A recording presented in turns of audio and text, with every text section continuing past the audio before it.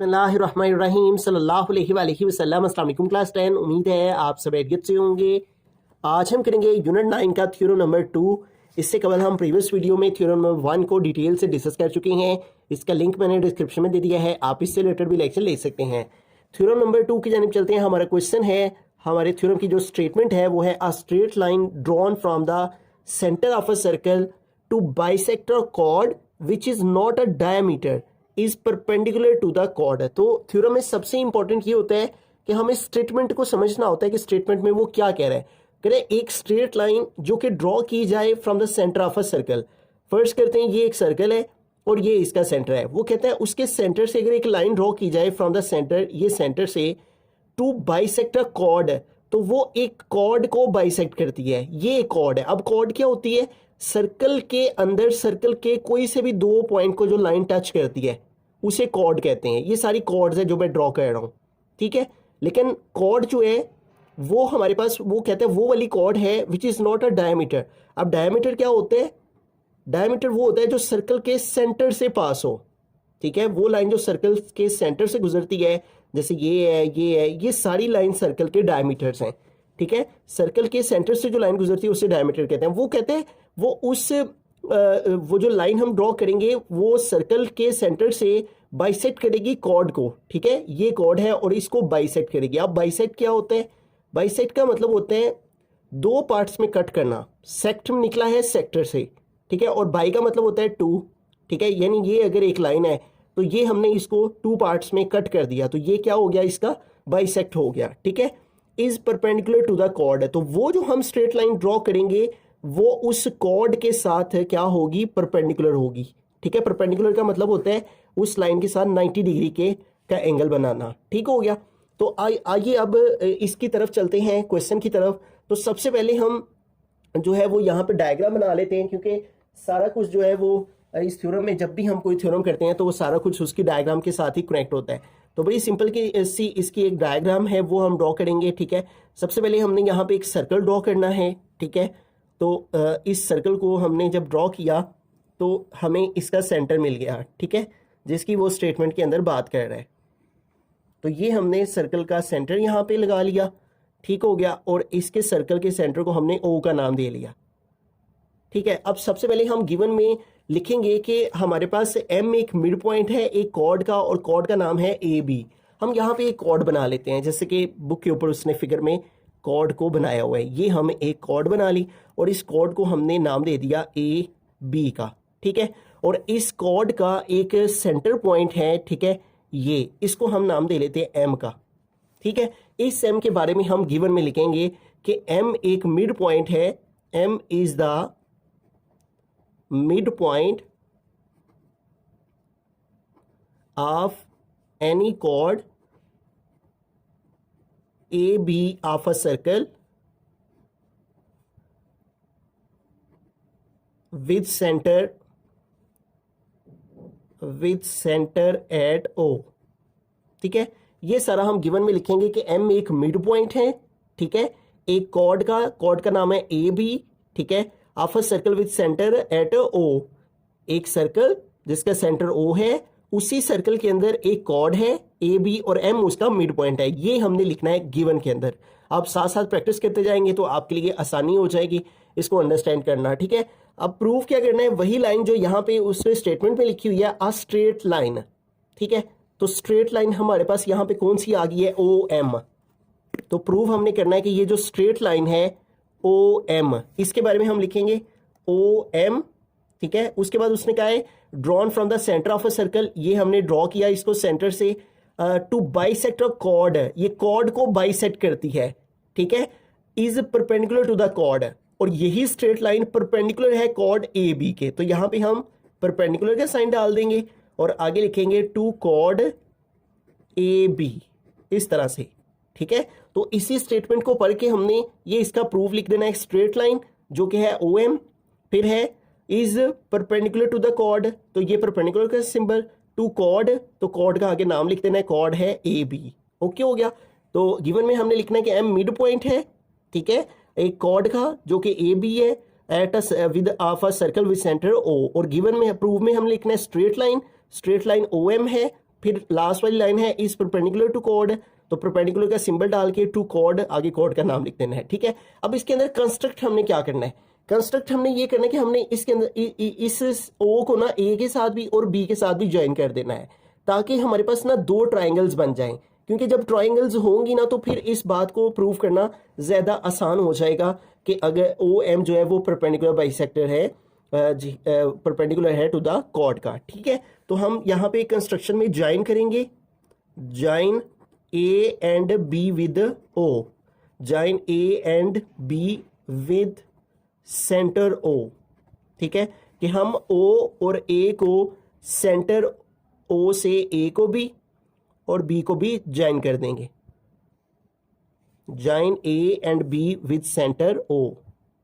तो ये हमने ज्वाइन कर दिया, और ज्वाइन करने के अलावा हम क्या करेंगे, यहाँ पे इसकी लेफ्ट साइड पे हम इस जगह पे एंगल 1 का नाम दे लेंगे और इस जगह पे एंगल 2 का नाम दे लेंगे, ठीक है। और इसको भी यहाँ पे लिख लेंगे and right angle 1 and angle 2, that's it, ठीक है। तो इतना काम हमने करना है, गिवन, प्रूव, कंस्ट्रक्शन और डायग्राम, तो 4 नंबर हमें मिल जाएंगे।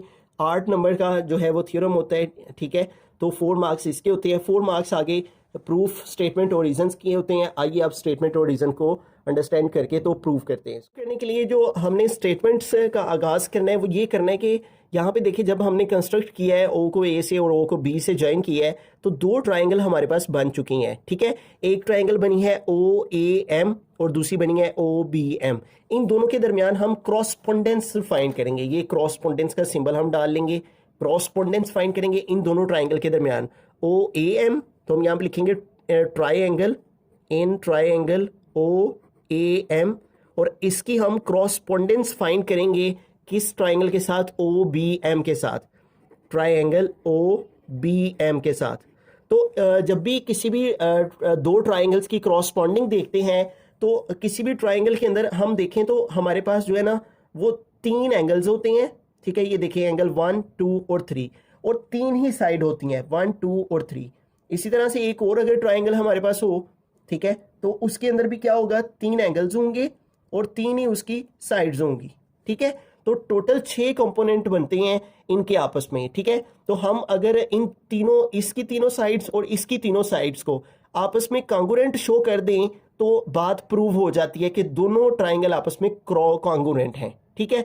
तो जब भी 2 ट्राइंगल की आपस में क्रॉसपोंडेंस को हमने देखना है इस थ्योरम में, तो हमने 3 साइड्स देखनी है।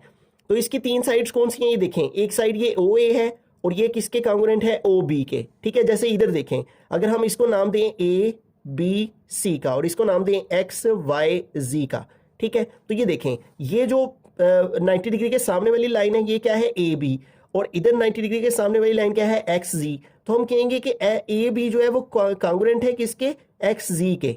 बिल्कुल उसी तरह से यहाँ पे देखें, एक ट्राइंगल इधर है और एक ट्राइंगल इधर है, तो इधर वाली जो ट्राइंगल की ओ ए साइड है वो उधर वाली ट्राइंगल की ओ बी साइड के आपस में कॉन्ग्रुएंट होगी, इक्वल होगी। तो हम यहाँ पे लिखेंगे सबसे पहले इसी के बारे में कि मेजरमेंट ओ ए जो है वो इक्वल है मेजरमेंट ओ बी के, ठीक है। ये पहली साइड हमने डिस्कस कर दी, ठीक है। और ये दोनों देखें, इसकी रीजन लिखेंगे, ये दोनों देखें सेम ही सर्कल के रेडियस है, ठीक है। यानी जो सर्कल का रेडियस होता है ना, किसी भी सर्कल का जो रेडियस होता है वो सेम होता है, ठीक है। यानी आप यहां से यहां जाएं तब भी उतना ही डिस्टेंस, यहां से यहां जाएं तब भी उतना ही डिस्टेंस, यहां से इधर, यहां से इधर, तो सर्कल का रेडियस जो है वो सर्कल के सेंटर से बाहर तक के तमाम पॉइंट्स का डिस्टेंस इक्वल होता है। इसलिए ओ ए और ओ बी आपस में किस वजह से इक्वल है, रीजन लिखेंगे ये दोनों सेम सर्कल के रेडियस हैं, तो इसकी रीजन लिखेंगे radii of the same circle, कि ये दोनों सेम सर्कल के रेडियस हैं, इस वजह से ओ ए ओ बी के इक्वल है। ये पहली साइड हमने डिस्कस कर दिया। अब दूसरी साइड ये देखें, ए एम बी एम के इक्वल है, ठीक है। ए एम और बी एम आपस में इक्वल है, तो इसके बारे में हम लिखेंगे कि मेजरमेंट ए एम, ठीक है, ये इक्वल है मेजरमेंट बी एम के।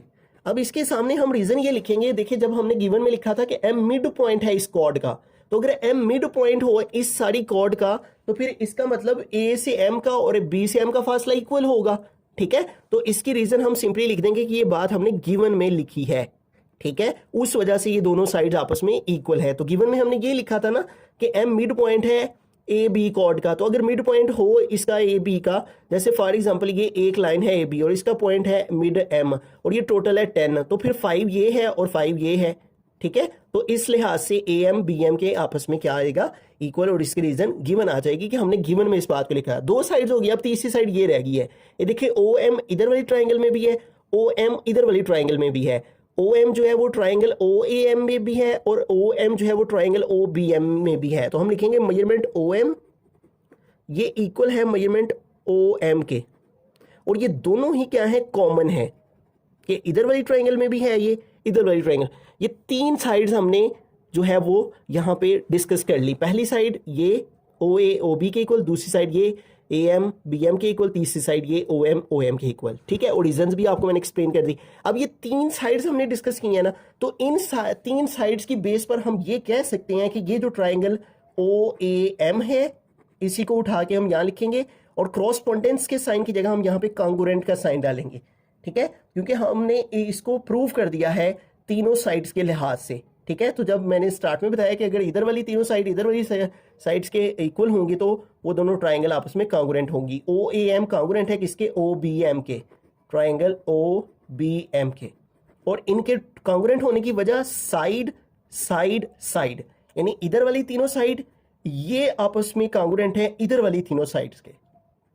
एक ट्राइंगल की तीनों साइड दूसरी ट्राइंगल की तीनों साइड्स के आपस में कॉन्ग्रुएंट है। इस बिना पर हम ये कह सकते हैं कि इधर वाली ट्राइंगल के कॉन्ग्रुएंट है। आई होप कि आपको ये तीनों पॉइंट समझ में आ गए होंगे। अब हम बात कर लेते हैं एंगल्स की, ठीक है।